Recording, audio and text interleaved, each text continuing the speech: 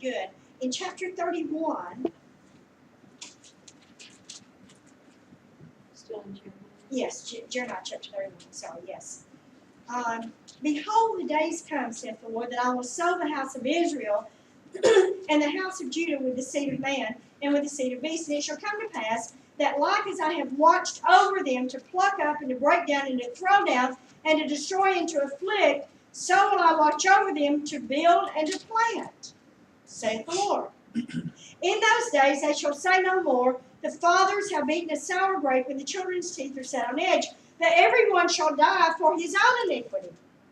Every man that eateth the sour grape, his teeth shall be set on edge.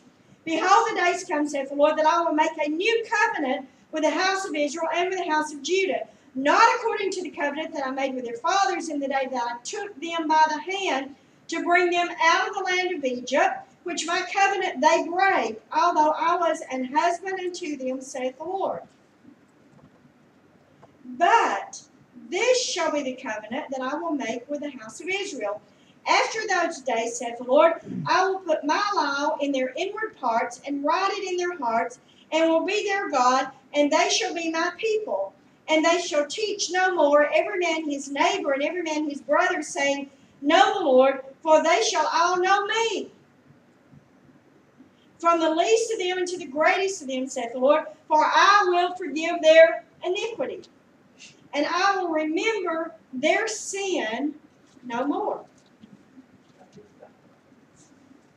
So in other words, God is changing where you have to pay for the sins of your father. Now, I still believe there are generational curses. I also believe that there is deliverance from that through obedience. Amen? I believe that that there is the curse of poverty that a lot of people are experiencing. If you will ever notice, if there is a family where the grandparents don't do anything, they just sit there and wait on somebody to do everything for them, then the parents are the same way. And then the children that come along are the same way. And before you know it, you've got a house full of people sitting doing nothing. The spirit of poverty has taken over them, and in their mind, they think nothing else out there is any better. They're just going to settle for what they've got and not be concerned about ever doing any better. When, if all they would do would be to look to God and say, God, I need strength, I need ability, I need wisdom. Show me what to do to get out of this seat that I'm sitting in, that my family's in, and help me, Lord, to do better for myself and for my family. And it will break. I believe that there are curses of sickness. Otherwise, why would the doctors ask you about your family history? If it made no difference, but it does. But in order to break that curse, it takes one of the people saying, I'm not going to accept this. My mom may have had it, my dad may have had it, my grandparents may have had it. It may go back 10 generations, but it stops right here with me because my faith is in God. I know that God can move, and I'm not going to accept this. Amen? I'm so sorry. I know I've gotten off, but I want to read just a couple more things. Go to Jeremiah chapter 33.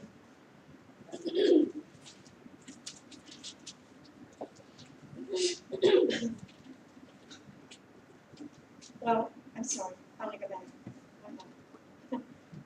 In chapter 32, verse 27 said, Behold, I am the Lord, the God of all flesh. Is there anything too hard for me?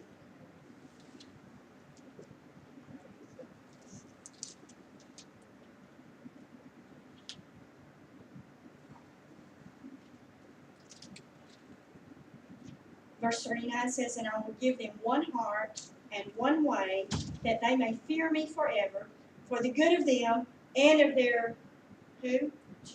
Children after them. And I will make an everlasting covenant with them. Remember the covenant that God made with David? See, that's really the covenant we're under. We're under a blessed covenant. Amen? When God blesses us, He's also going to bless our children. When we bless God, He's going to bless generations that come after us as long as time goes on.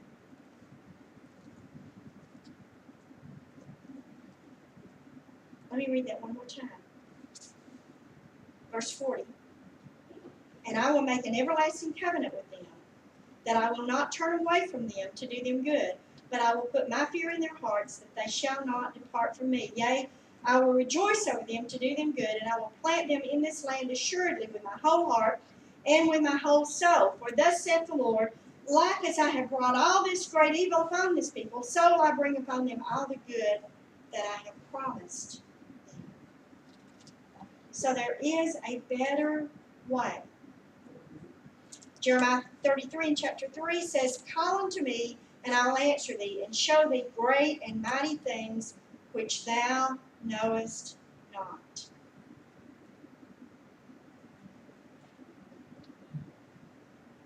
Verse 6 says, Behold, I will bring it help and cure. I will cure them and reveal unto them the abundance of peace and truth. And I will cause the captivity of Judah and the captivity of Israel to return, and will build them as at the first. And I will cleanse them from all their iniquity, whereby they have sinned against me, and I will pardon all their iniquity, whereby they have sinned, and whereby they have transgressed against me. And it shall be to me a name of joy, a praise and an honor before all the nations of the earth, which shall hear all the good that I do unto them, and they shall fear and tremble for all the goodness and for all the prosperity that I procure unto it. So in other words, wherever we are, what nation we're in, if we're serving God, we can be a blessed people. Amen. How many of you feel like you're blessed today? Amen. Amen. We are blessed, church. And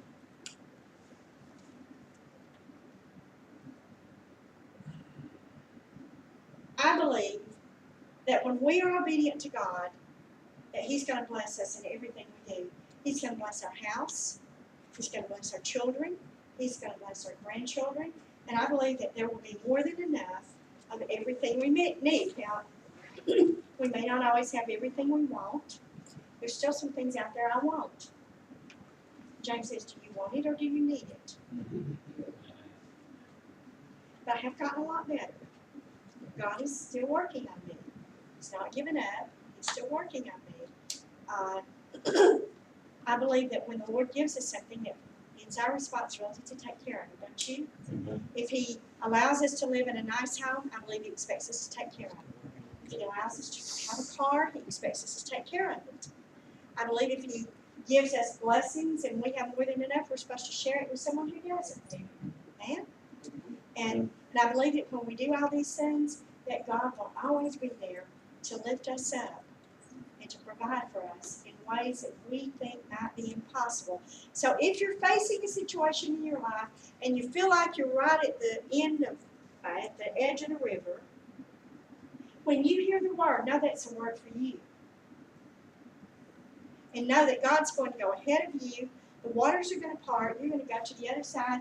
And the enemy that's there is going to be taken care of. You don't have to fight the battle. God's going to go ahead of you. Fight the battle for you. Amen. God bless you.